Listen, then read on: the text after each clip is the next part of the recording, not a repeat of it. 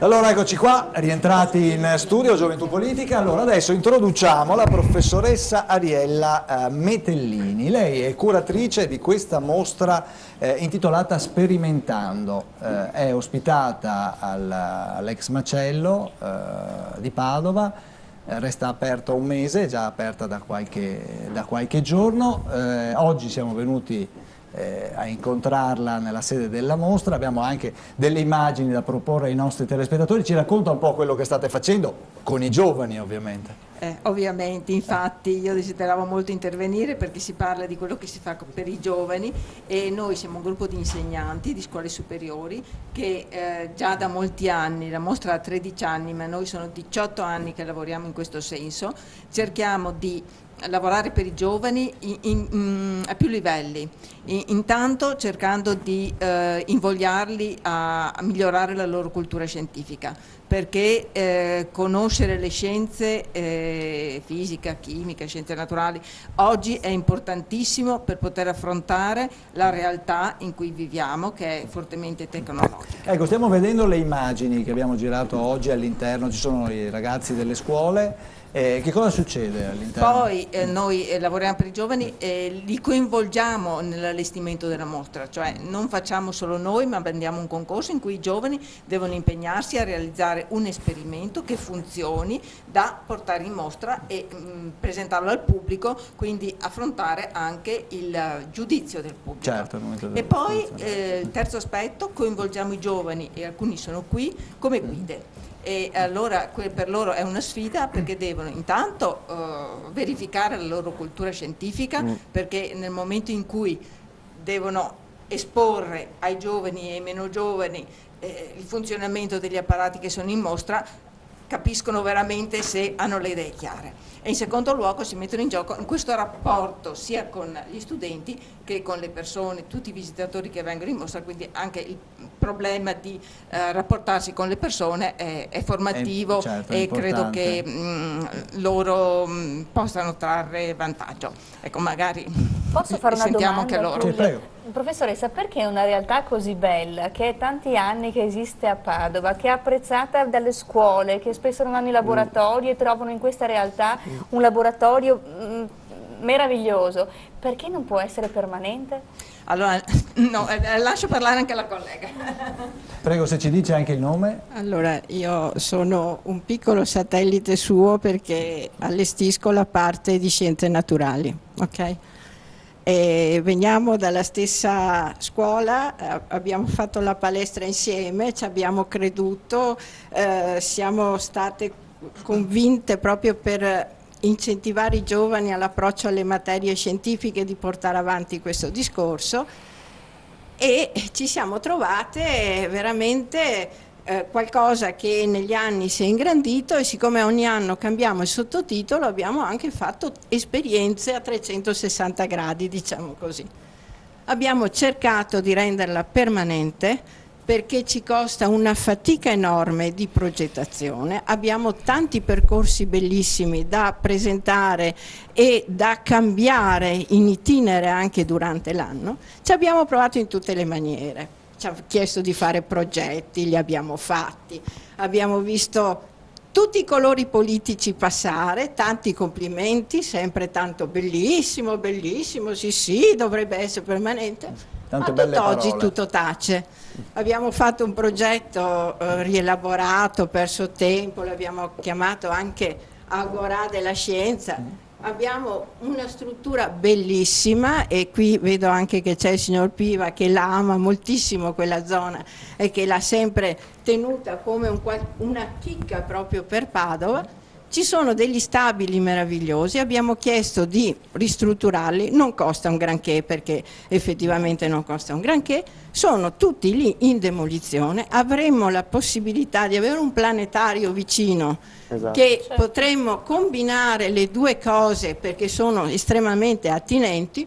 A tutt'oggi tutto tace, questa è la realtà delle cose, per cui veramente noi che viviamo una realtà vera e propria, e mi creda, stamattina, proprio questa mattina, sono uscita con una guida, e loro poi è meglio che parlino perché sono gli interessati, che mi ha detto: che sperava di andare avanti per tutto il tempo di sperimentando, perché mi diceva, mi creda, alzarmi alla mattina e non sapere che cosa devo fare, e parliamo di laureati in materie scientifiche. Questa Chiaro. è la tristezza, non solo, Certo. ma tanti delle nostre guide fanno i pizzaioli. Quindi noi avremo la possibilità di dare lavoro a questa gente, perché nelle scuole attualmente laboratori non ci sono, tecnici non ci ce ne sono. Certo, Ma certo. tutto tanto. Vogliamo sentire? La richiesta è molto grande, infatti noi abbiamo 6.000 prenotazioni per le nostre visite. Questa mattina la signora che è venuta ha visto, avevamo più di 200 ragazzi presenti e gli insegnanti assolutamente. ogni anno aspettano con ansia e ci domandano: allora la farete ancora? Non sappiamo se la faremo ancora, perché le amministrazioni comunali ci tagliano sempre di più i fondi, Certo. ci rendono la vita sempre più difficile, e quindi lo sforzo che noi mettiamo con passione, però non sappiamo alla fine se ne vale la pena. Certo, certo. Purtroppo dobbiamo fermarci nello spazio che vi dedico, perché volevo far parlare anche Francesco Piva, eccolo qua nascosto, vediamo se la regia riesce a inquadrarla. Allora, Francesco Piva, l'ho presentato prima come della comunità per le libere attività culturali, è stato segretario per tanti anni, no? Mi pare, della CLAC. Il microfono, per cortesia, se passate il microfono, grazie. Ecco, lo tenga vicino. Sì, sì, funziona, Pronto? funziona. Sì. Allora, devo fare un'osservazione. Noi siamo spettatori, anche modestissimamente attori, di un meccanismo che ha illustrato magnificamente le nostre carissime collaboratrici di Sperimentando. Sperimentando è nato lì, bene, è nato 13 anni fa. Non è servito a niente il concetto di temporaneità dell'espressione, ha vinto tutti gli anni, mentre era necessario un focolare continuamente alimentato tutto l'anno per i giovani che avevano interesse o potevano sviluppare un interesse scientifico. Devo fare un'osservazione estremamente triste. Noi parliamo dei giovani, parliamo dei problemi del lavoro, ma dimentichiamo che questi giovani fra poco dovranno votare. Non votare soltanto per il comune di Padova, ma votare per le europee. Ho fatto saggi sui giovani, sono lontanissimi da capire cosa significa avere una possibilità dentro un'Europa ragionevole.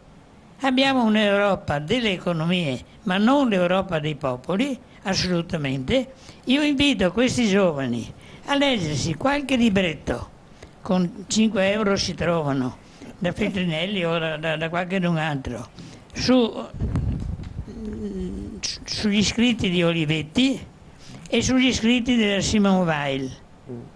Simone Weil e Adriano Olivetti hanno realizzato forme di pensiero che sono attualissime adesso e fondamentali per affrontare un lungo periodo di crisi. Dobbiamo vedere positivamente il periodo di crisi, perché nella lunga crisi si fa pulizia, e questo è fondamentale, perché per forza emergono, è sempre stato così nella storia, emergono gli elementi importanti, e gli elementi di coreografia significano sempre meno. Certo, ecco, Grazie. No, volevo invece farle un'altra domanda, anche di quello che è venuto, che è uscito dal dibattito di questa sera. Sì. Che idea si è fatto? Io vi ringrazio, come ho detto prima, perché ho 87 anni, mi sento ringiovanito di 50 anni, perché quando abbiamo cominciato a sentire l'esigenza di un laboratorio formativo per i giovani, prevedendo una crisi che è venuta con 20 anni di errore come per la nostra previsione, la prevedevamo un po' prima. Bene, questo meccanismo è stato utilissimo, adesso richiama una media di 100.000 persone all'anno. Se Sperimentando fosse da noi raddoppieremo la dimensione, ma ci si sposta verso un centro che utilizza alcune associazioni di volontariato, ma soprattutto che fa formazione. E quale formazione? Quella compatibile con la comunità, con una vera comunità europea, non una struttura europea che rappresenti interessi particolari, ma una struttura europea che rappresenti popolazioni. Siamo ancora lontani, però io credo che sia fondamentale il confronto europeo con tutti gli strumenti che ci sono a disposizione. Abbiamo delle possibilità incredibili con internet che 42 anni fa, quando siamo nati, non c'erano. Bene, internet non ci insegna a scegliere la materia. Siamo sovraccaricati da un'infinità di dati, ma manchiamo del criterio di scelta, perché non ce lo può insegnare. Dovremmo imparare questo. Dobbiamo imparare a usare l'Europa, ancora questa Europa dei governi, chiamiamola così, in maniera concreta, utilizzando i fondi europei seriamente, ma non riusciamo a utilizzarli tante volte perché è troppo burocratico il meccanismo per farlo. Io rappresento 8 centri culturali in tutta Europa. Bene, l'8º centro ha difficoltà di questo tipo. Gli altri riescono a presentarsi con grande facilità ai progetti europei. Per inettitudine, chiamiamola così, dei nostri. Silvia Romano, brevemente, grazie.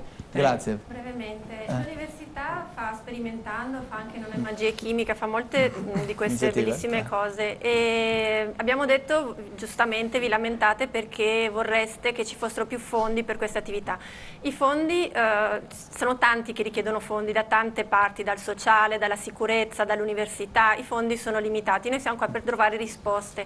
Abbiamo detto i fondi si possono trovare tantissimo dalle fondazioni, abbiamo la Cariparo per esempio, anche la fondazione, il Fondo Speciale di Solidarietà, il progetto di Ivo Rossi prevede la fondazione di un nuovo fondo di comunità per Padova, perché le banche possano appunto rigenerare i loro soldi per il territorio.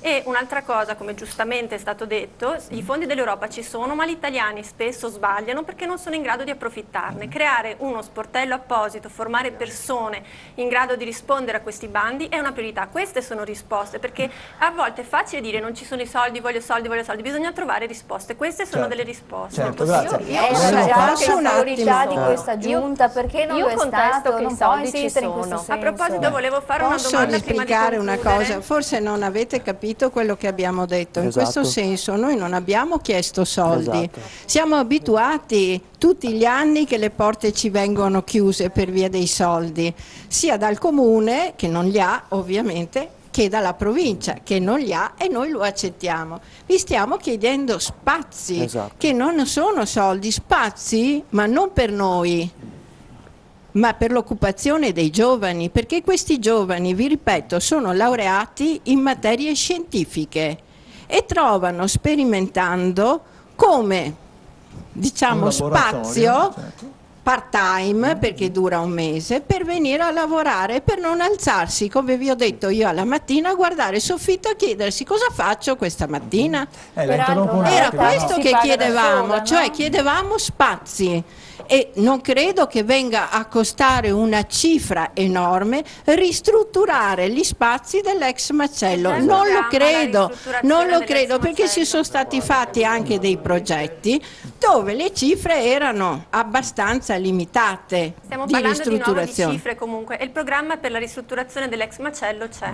Un altro rendering. Peraltro i promotori E della quando? Fra Sperimentando io leggo quanto? sono proprio il Comune di Padova, E chi l'Università lo degli farà Studi. con Cioè, tutta o è la sbagliato burocrazia che questo, c'è? o è Siamo sbagliato pieni il di burocrazia, cartellone non ci si può o è muovere. sbagliato il cartellone di Sperimentando, oppure io leggo il Comune di Padova, l'Università degli Studi di Padova, quindi è lodevole, ma non tutti oneri e non tutti onori. Tutto qui. Andiamo avanti con la trasmissione, prego.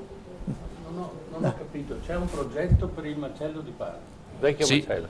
Assolutamente sì, anche perché è in connessione con il planetario, no? In cosa consiste? Proprio nel cercare di creare uno spazio, nel dare uno spazio, nel dare uno spazio, ad esempio, io ho visto una fotografia, adesso voi direte che è roboante campagna elettorale, ma io ho visto una fotografia di presenza del candidato del sindaco reggente Ivo Rossi all'interno della mostra Sperimentando. L'ho vista solo io? La fotografia su Facebook? No, non credo. Cioè voglio dire, non è che la città... non è che amministri la città con le inaugurazioni. Non è che la città, non è che il comune non esista nei confronti di questo. Ben venga, guardate, se c'è una cosa che io ho imparato in questa campagna, prima volta che lo faccio, è proprio quello di raccogliere, come sta facendo Padova 2020, come stanno facendo tutti questi presenti che hanno tanto da imparare dalle persone che hanno la gioventù dentro pur avendo 87 anni, è proprio di raccogliere queste esigenze. Cerchiamo di non buttare a mare quello che stiamo dicendo, perché probabilmente se c'è la possibilità di avere uno spazio, ben venga che si crei. Quando ho parlato dei 5 anni del centro San Gaetano, per esempio, si può anche definire quello un posto che potrebbe diventare utile a questo scopo. Grazie Enrico. Professor Casel, che ci ha raggiunto nel frattempo. Non ho capito. Scusate, tutto quello che è stato detto non corrisponde alla realtà. Io 7-8 anni fa di persona sono andato a parlare con Zanonato, che mi aveva mandato, e lo ripeto perché l'ho già detto, all'assessore Boldrini, all'assessore signora Boldrini, e ho detto: mi date il vecchio macello e io lo ristrutturo, ma diceva non abbiamo soldi perché stiamo facendo il San Gaetano. E dico, non mi interessa che il comune mi dia soldi, ho un gruppo di persone che è in grado di ristrutturare il vecchio macello. Oggi sarebbe già stato ristrutturato, chiaro? Quindi questa volontà non c'era, ma è stata addirittura negata. Alla fine il vecchio macello sarebbe stato messo a disposizione perché nell'idea di chi ha proposto questo progetto era di creare un campus multimediale in quell'area che era proficua, creare anche un asilo perché là vicino c'è l'ospedale e ci sono le infermiere che hanno necessità di depositare i loro figli da qualche parte ed essere tranquilli, un asilo che durava tutto il giorno e non ad orario perché potessero accedere tranquillamente e lasciare i propri figli perché gli orari degli infermieri e dei... Com'è? Tutto gratis era certo, offerto. Certo. Soltanto 7, cioè certo. quello che stai dicendo 7-8 anni fa. Scusa, ti racconto. Signor editore, lei sta dicendo 7 o 8 anni fa. No, scusa, mi lasci finire così sai tutta la storia e poi puoi capire il buon senso dove sta. Allora, siccome la signora Boldrini mi ha detto ma noi stiamo facendo il San Gaetano, io ho detto vi regalo un archivi che abbiamo venduto perché noi la televisione è una parte delle nostre attività. Un'altra parte delle nostre attività è creare per esempio archivi. Tutta questa televisione viaggia in digitale attraverso i nostri ingegneri che lavorano all'interno e che producono software originali nostri che poi regolarmente vendiamo, guarda caso, alla RAI, Al Jazeera, a NTA, eccetera, che spendono volentieri soldi perché gli diamo un prodotto.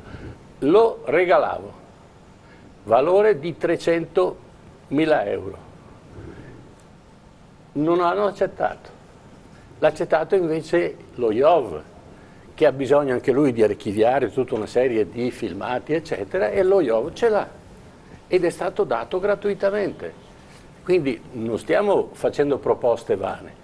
Sono tornato dopo un anno da Zanonato, che non mi ha ricevuto, successivamente mi ha ricevuto e mi ha mandato da Formaggio. Formaggio mi ha detto chi ci avrebbe pensato lui e credo che stia ancora pensando. Allora scusate, a cosa serve il progetto?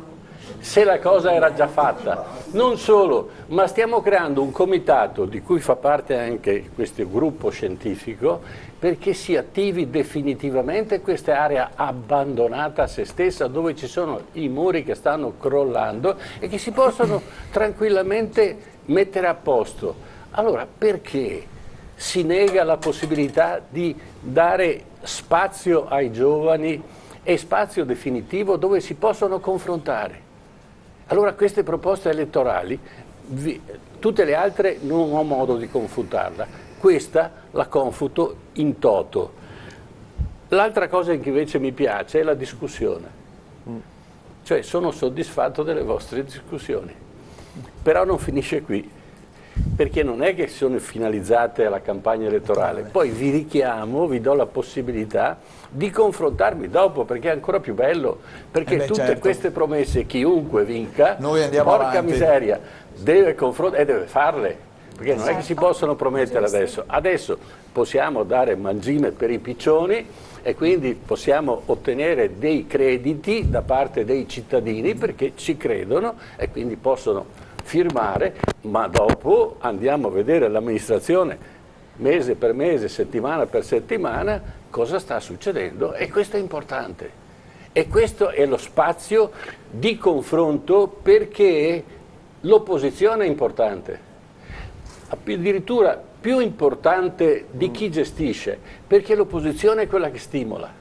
E in Italia purtroppo di opposizione negli ultimi 70 anni non c'è mai stata, se ne è vista poca, perché c'è stata una condivisione del potere, vuoi a destra vuoi a sinistra, che ha portato alla situazione attuale. Non esageriamo, perché va bene adesso, che lei è proprietario della televisione, però non esageri in queste comunicazioni così, perché che non ci sia mai stata un'opposizione è perlomeno discutibile. Ci sono state forze che hanno condiviso il governo, che hanno governato, hanno fatto scelte che sono andate tutti in una direzione, ma c'è stato anche chi si è opposto.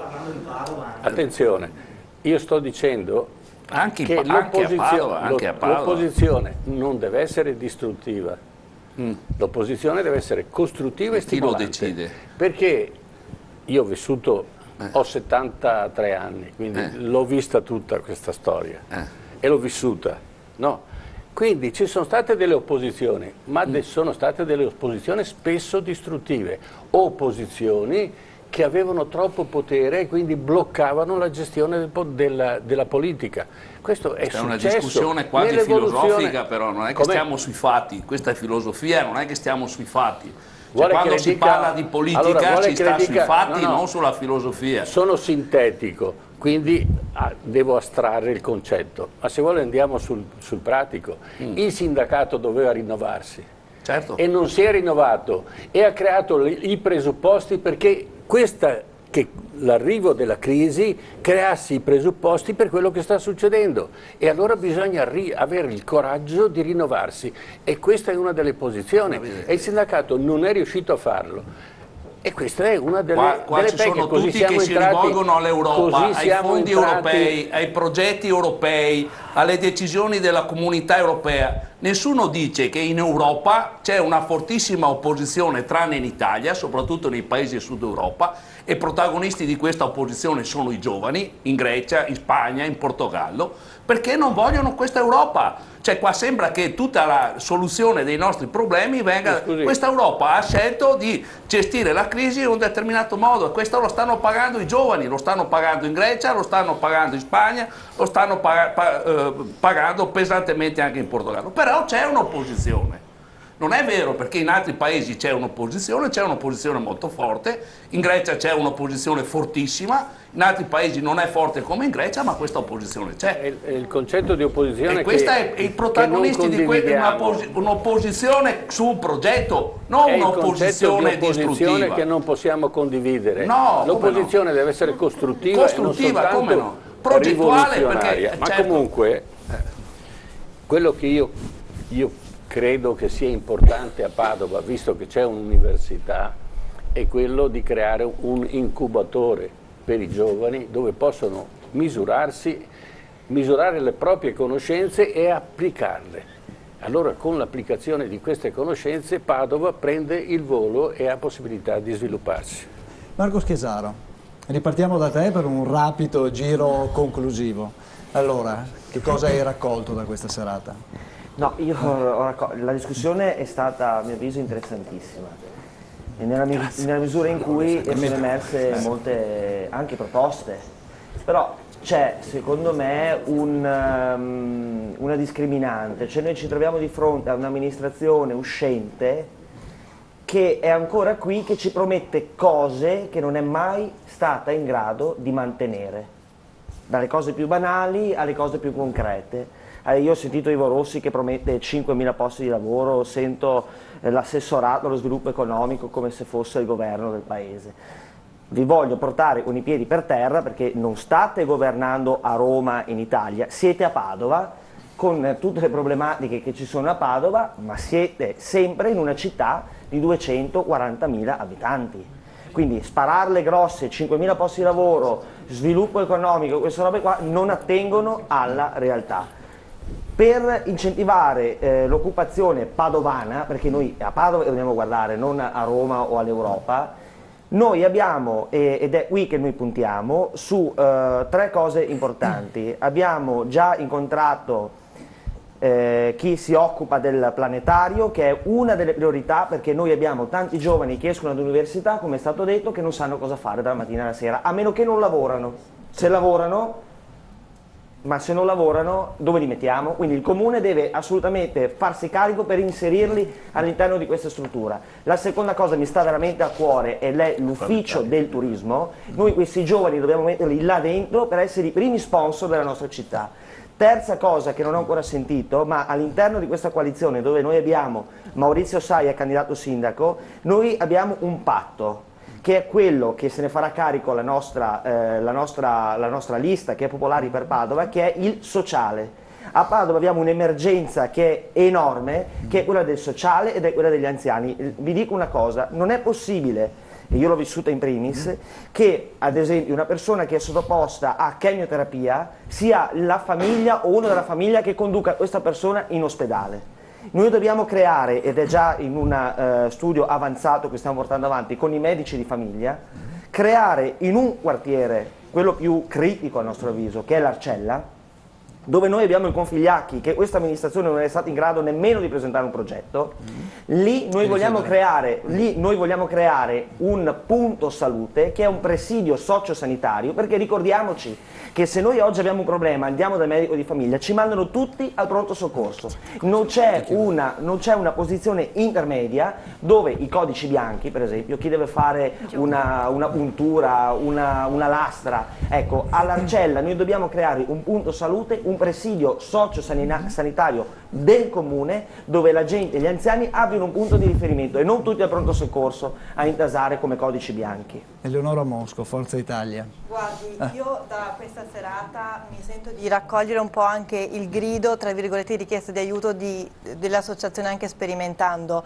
Un'associazione che, come tante altre su Padova, fatta di persone che sono un valore aggiunto per la nostra città e che dovrebbero essere aiutate e valorizzate, e che sono l'emblema invece di tutte queste associazioni che si sono trovati davanti un'amministrazione comunale che ha fatto tutto fuorché una buona politica, tutto fuorché, cioè non si è posta a servizio dei cittadini, si è rinchiusa all'interno delle mura di un palazzo, non ha offerto le risposte che i cittadini hanno richiesto. Loro pensano che stare in consiglio comunale sia dare i soldi che le associazioni chiedono. Non è un bancomat il consiglio comunale, non lo deve essere. Deve anticipare quello che i cittadini vogliono, deve offrire gli strumenti, ecco. Quindi rappresenta, secondo me, è l'emblema di un'amministrazione che ha fallito. Parliamo di assessorato allo sviluppo economico. Mi fa sorridere, mi viene in mente il Ministero dello Sviluppo Economico che con Zanonato ha fallito come sindaco, ha fallito come ministro. Adesso mi fa sorridere vederlo candidato anche alle europee, sinceramente. Certo. C'è Forza Italia. Grazie. Leonardo Fornero, Movimento 5 Stelle. No, invece, assolutamente no. Facciamo finire, dai, se no non riusciamo a finire il giro, per piacere. Per piacere, dopo arrivo anche da te, dai, dopo replicate. Andavamo come delle frecce. Per piacere. Appunto. Andavamo come delle frecce. Allora, questa sera abbiamo sentito tantissime belle parole da tutti gli schieramenti, da tutte le forze politiche. L'unica cosa che noi vogliamo, su cui ci basiamo, sono i fatti. Quello che stiamo scoprendo nelle ultime settimane è di come questa amministrazione stia sperperando i soldi. Parlo del progetto Casa Buona, che basta scrivere su internet e leggere gli articoli sul Mattino che abbiamo pubblicato e vedere come sta distribuendo le ricchezze. Redistribuire le ricchezze che il Comune ha perché parliamo anche del progetto del tram, del progetto dell'auditorium, che non sono solo i soldi del comune, ma sono comunque soldi che il comune può veicolare in maniera differente, quindi basandosi anche sui progetti per i giovani. Vedi l'ex Macello, che noi abbiamo in programma. Cioè, Casa Buona, non si può buttare fango anche sul progetto Casa Buona. Cioè, scusi, non so se tu sai cos'è il progetto Casa Buona, sì, ma chi è in condizione... Ma non si può dire una cosa del genere, non puoi dire che il progetto Casa Buona è una sciocchezza. Vai a leggere l'articolo che abbiamo pubblicato. Ma lascia perdere cosa dite voi, il progetto Casa Buona dà una casa, chi una casa non ce l'ha. Dopo gli altri se la prendono con te che non li fai finire. Ma no, ma non si può dare contro alla gente, alla povertà. Se per te dare una casa, chi la casa non ce l'ha e il comune provoca un buco di bilancio da 1 milione. Allora siamo tutti per strada. No, scusate, qui ci sono, tu devi andare il comune ha una responsabilità di fronte a tutti. Certo. Io sono disposto anche a creare un buco di bilancio per dare una casa a chi della nostra gente non ha una casa. Stai molto attento a come parli, perché se la gente si incazza, se io pongo delle condizioni che quelle case devono essere ai cittadini per 2 anni, non posso avere senza criteri, assegnare le case senza criteri. Quando tu sarai senza una casa, allora verrai qui e cambierai idea. Non buttare fango nel progetto Casa Buona e vergognati per quello che dici. Vatti a leggere quello che abbiamo scoperto. Se tu non hai una casa, vuol dire che non ma non può dire una cosa del genere, non può buttare fango in un progetto importantissimo, uno dei pochi che abbiamo capito. Vergogna, lascia perdere 5 Stelle, Casa Buona, vergogna. Allora dai, passiamo di qua invece, Daniele Ceschi, Marco, per piacere, basta. Dai, allora, Daniele Ceschi, Padova 2020. Allora, sì, io onestamente non ho bisogno di alzare la voce per esprimere quello che dice il nostro movimento Padova 2020. Non è tutto da buttare di questa amministrazione Zanonato Rossi. Il fatto è che siamo nel bel mezzo da 6 anni di una crisi economica e una situazione a mali estremi, estremi rimedi. Certo non possiamo, stessimo tutti bene, potremmo benissimo bivacchiare in questa situazione qui.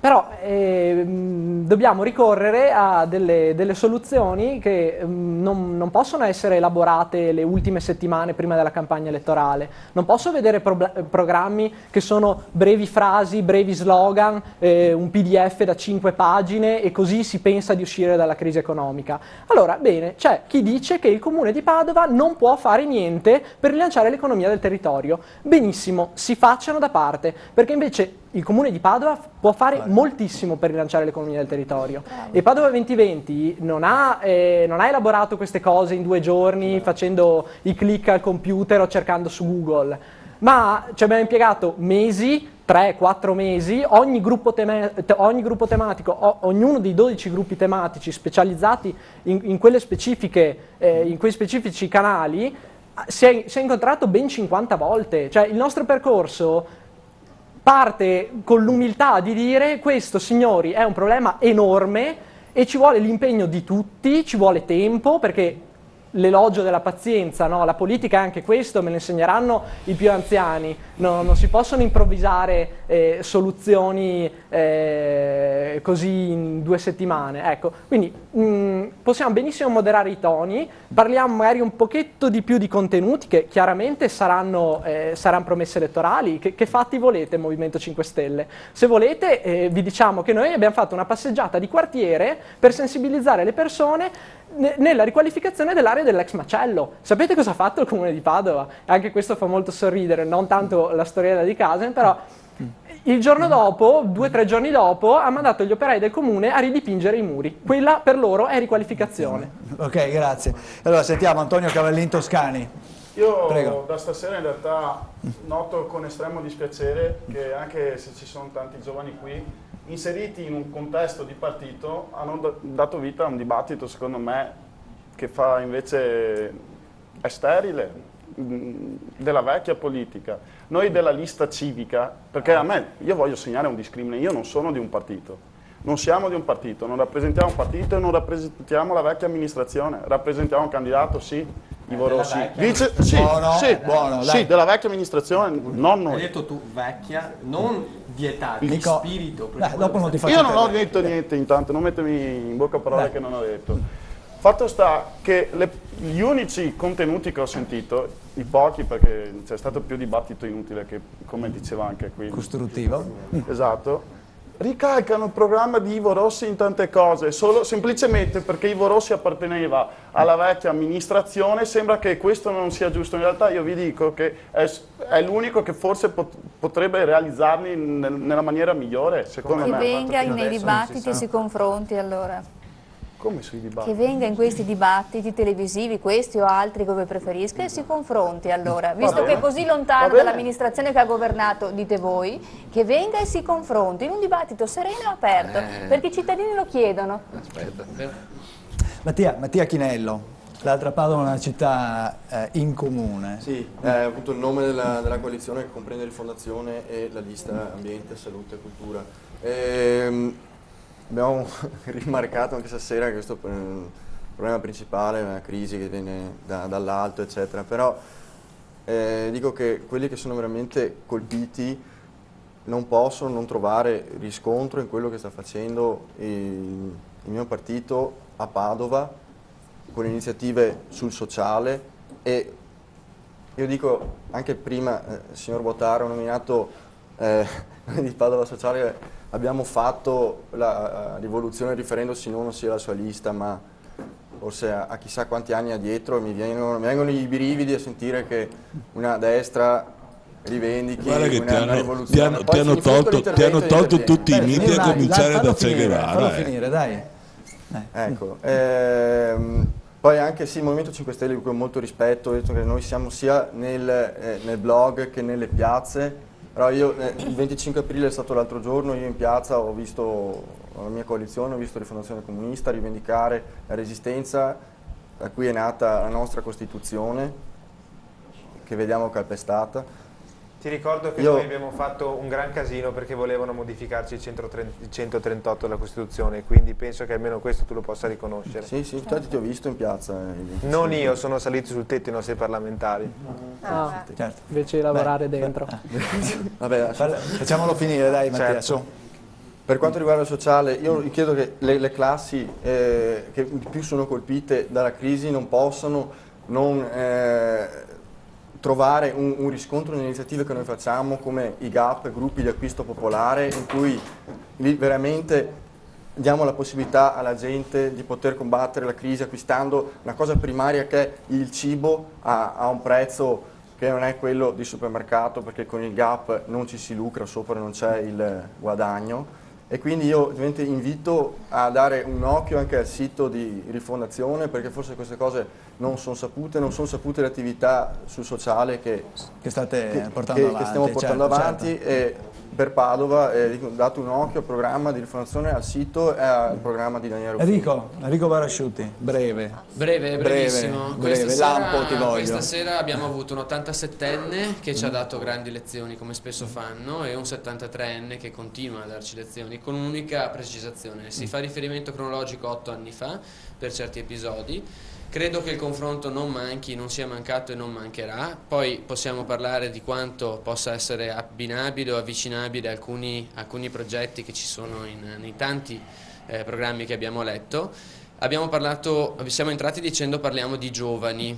Inevitabilmente si scivola perché il giovane è il futuro. Io chiedo almeno all'editore qui presente se questa sera sia, posso dire orgoglioso almeno, di aver portato per l'ennesima volta a Gioventù Politica tanti giovani che anche per la prima volta ci mettono la faccia per interessarsi per la propria città e per cercare anche di dare un contributo di entusiasmo. Di entusiasmo non significa esperienza, però significa magari che ascoltando le persone che ne hanno di più di esperienza possono aiutare a fare qualcosa anche per il mio vicino che magari la pensa in maniera diversa, ma sarà il papà di un bambino di 10 anni tra 10 anni. Quindi questo è il futuro. Grazie. È orgoglioso? Sì. Sei orgoglioso? Certo, moltissimo, di tutti voi, assolutamente. Infatti l'appuntamento è dopo le elezioni. Però poi queste cose dovete calarle, realizzarle, quindi calarle sulla realtà, confrontandovi anche con gli altri e ottenere il meglio nel confronto. Perfettamente d'accordo, è nella diversità che c'è la ricchezza. io volevo modificare solo una cosa: i giovani sono il presente. Cesare Chiurato, un nuovo centrodestra. E io vado a casa un po' scontento perché sinceramente ho visto dai messaggi anche da alcune persone che parlano di giovani come sempre il giovane dello spritz, il giovane che comunque quando esce vorrebbe subito il lavoro. Beh, ha studiato, se lo merita, sicuramente darà del suo, ma quando esce non ha modo di andare a lavorare perché non ce n'è. Non ci sono più anche contributi a fondo perduto, quando una volta invece ce n'erano tantissimi, le banche non ti danno un aiuto, quindi io dico, quando uno dice i giovani ci sono e dove sono? Beh, i giovani ci sono, perché vanno via? Perché forse ci sono delle alternative valide e sicure all'estero che qui in Italia o a Padova di certo non trovano. Però finiamola col giovane e lo spritz, perché lo spritz non è stato inventato adesso, lo spritz c'è sempre stato. Posso dire una cosa? Il signore di Padova Sociale che lo diceva adesso, secondo me una volta c'era lo spritz, oggi c'era lo spritz, una volta c'era la droga, adesso c'è ancora la droga, adesso forse lei è nell'anno del bianchetto, anch'io un giorno diventerò nel suo anno. Lo spritz c'è sempre stato, i giovani non sono per il bene, i giovani sono semplicemente qua e possono anche divertirsi. Scusate, dopo mi porto l'esempio di uno studente. Io lavoro, mi porto l'esempio di uno studente. Scusa Cesare, facciamo parlare. Scusa. Ok, allora io sono uno studente del Trentino, sono qui in Padova dal 2008. Sono residente, ho votato nel 2009 e voterò adesso. Allora, sono quinto anno ingegneria, tra 6 mesi mi laureo. Qual è il futuro che mi date?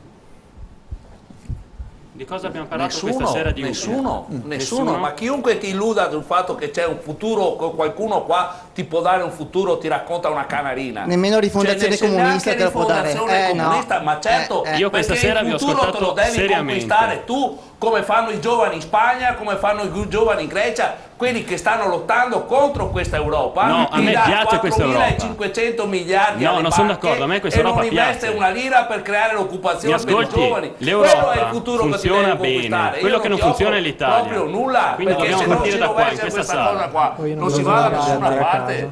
Paolo, giusto? Volevi replicare? No?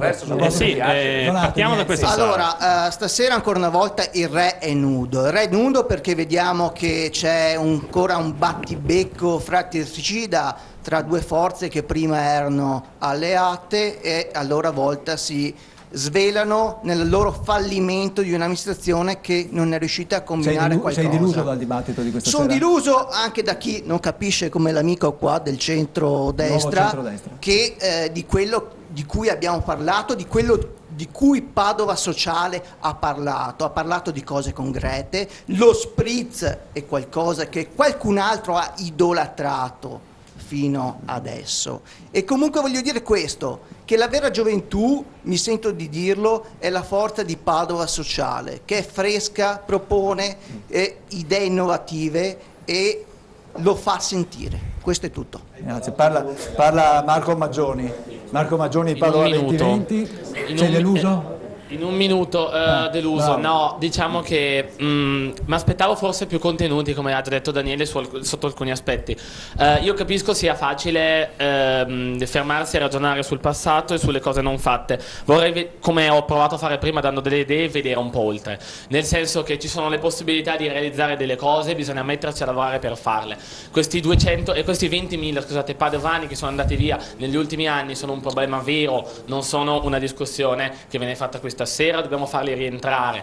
Allora ci sono state delle proposte concrete e ci sono stati dei dibattiti molto generali. Condivido, come diceva prima Silvia Romani, il fatto che non è che l'amministrazione può dispensare soldi o è perché tutti li chiedono, però bisogna fare delle scelte. La politica consiste anche nel decidere dove vanno a finire quei finanziamenti e se riusciamo a recuperarne da altre parti. Ecco, io credo che ci sia una differenza tra dire investiamo nei giovani e poi parlare di, come ha fatto l'attuale sindaco, del fatto che ci sono dei progetti che vengono messi in campo per i giovani, dopo appena un'associazione va a chiedere uno spazio gli viene negato e dice mi dispiace, il San Gaetano, come ho già detto, chiude alle 18. È vero, l'assessore ha detto che lo diamo in mano a un gruppo di quarantenni per gestirlo, però evidentemente si sono dimenticati di farlo perché non è ancora accaduto. E chi invece fa delle proposte vere per il futuro, quindi io invito ovviamente tutti a leggersi i programmi che sono stati messi in disponibilità e vedere chi ha delle proposte reali. Grazie, grazie. Davide Meneghini. Io volevo rispondere al ragazzo appunto che mi ha chiesto l'assessorato all'università. Sì. La risposta è anche semplice e chiara. L'Università di Padova appunto ha perso alcuni punti rispetto alle università italiane. E basta pensare ai servizi, io l'ho vissuto in prima persona, c'è sono delle file lunghissime per magari le stupidaggini che dovevo fare per forza, magari rispetto all'Università di Bologna che ho vissuto, che ho frequentato, che mi dava più servizio, mi dava più aiuto, mi dava più supporto per magari alcune problematiche, c'era più comunicazione. Quindi l'assessorato viene proprio ad aiutare l'università.